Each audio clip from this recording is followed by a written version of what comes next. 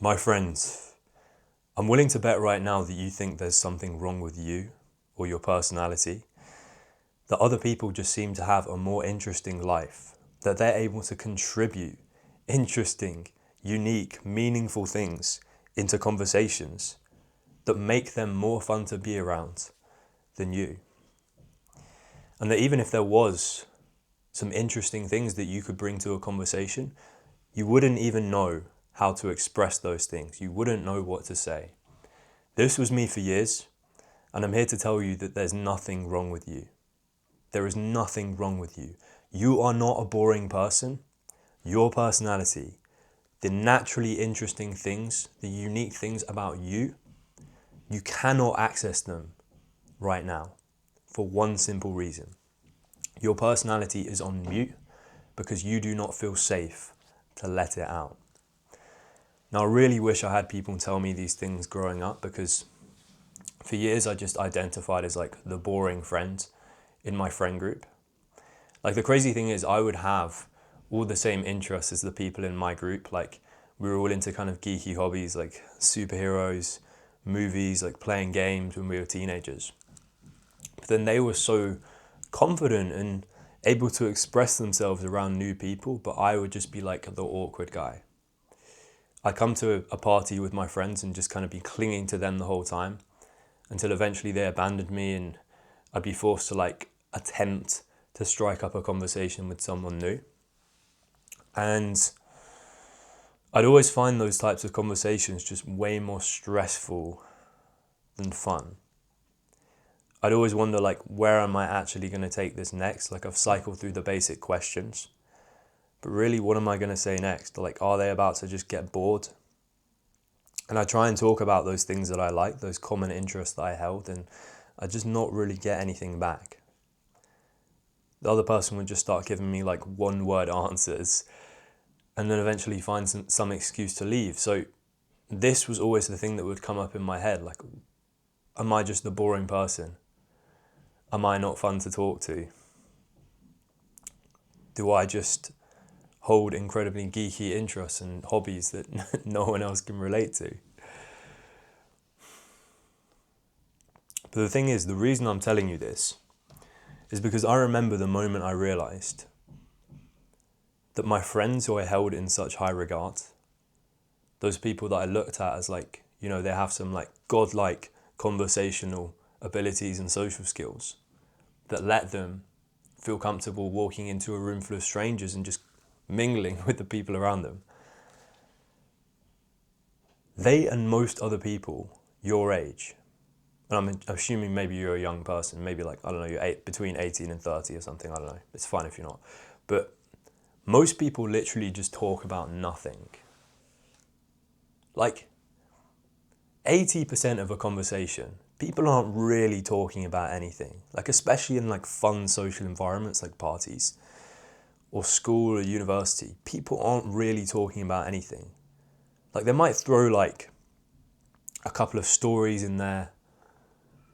Maybe they're talking about like common interests for part of the conversation, but I would say like 70 to 80% of any conversation between like, not even just friends, but like in those particular social settings, it's just goofing around. It's just making jokes.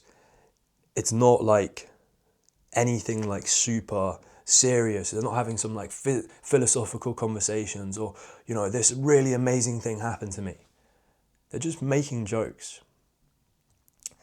And this is really eye-opening for me, because I thought about like how different my approaches felt when talking to new people versus talking to my friends. Like, with new people, it always felt like I was coming from the frame of I need to win them over, or I need to show them that I'm a certain type of person, that I'm cool, charismatic, intelligent. But with my friends, and yes, I knew them already, I knew we had those common interests. With them, I never felt any pressure to prove myself. I never worried about what to say next. Like, things would just kind of flow naturally. I didn't have any of this like brain freeze that I would get of thinking about what to say next. Like, that wasn't even a conscious thought in my mind. I'm just relaxed, joking, being unfiltered, showing who I really am.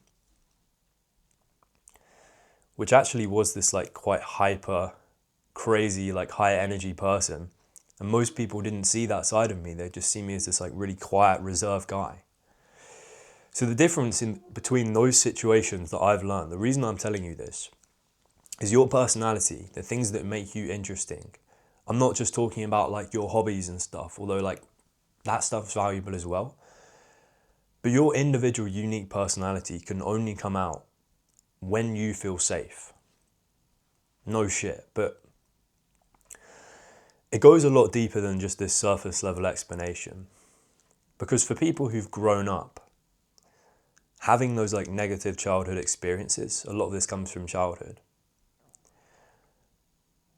A lot of the time we're often like taught or maybe even conditioned ourselves into like holding our true personality back. Because maybe in the past we were like made to feel unsafe for showing the bold, expressive side of ourselves. Like I got pretty badly bullied for a lot of school, and I kind of developed into this really shy, reserved person. And it's taken me a few years to realize that like actually I'm not like super introverted or as introverted as I thought.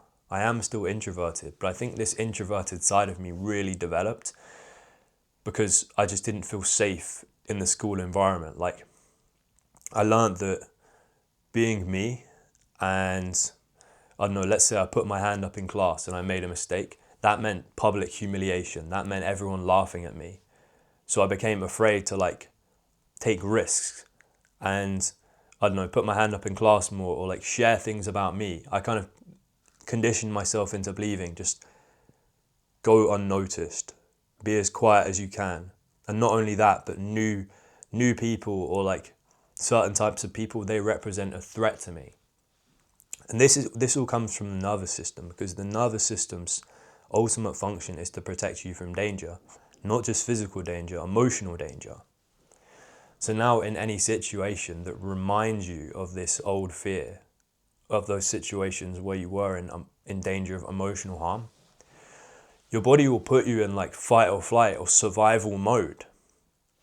And what many people don't realize about fight or flight is that it doesn't care about how you come across as a person.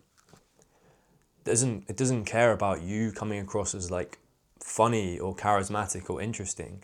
The things that would make other people, I don't know, find you interesting or whatever. It just cares about keeping you alive.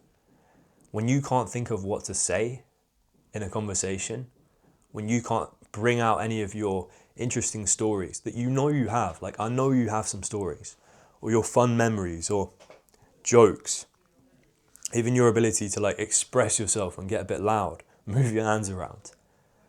Fight or flight shrinks your personality. It puts your personality on mute so it can focus on evaluating whether or not to get the fuck out of this situation because you might be about to die.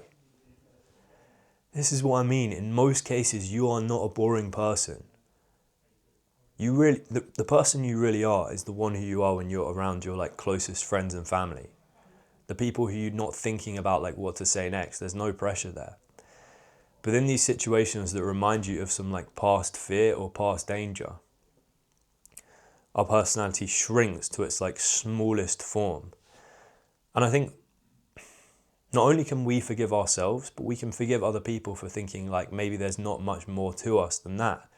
If that is who we're showing, like this is just me being honest. I did bore some people. I did turn some people off of me. It's not their fault. It's not my fault either. But like, if they'd seen the real me, now I'm confident that like I am a likable person, and I know you are too. So remember this, like survival mode, fight or flight, turns off the parts of your brain responsible for like memory, creativity, humor, all of these things that liven up, inject this fun spark into a conversation.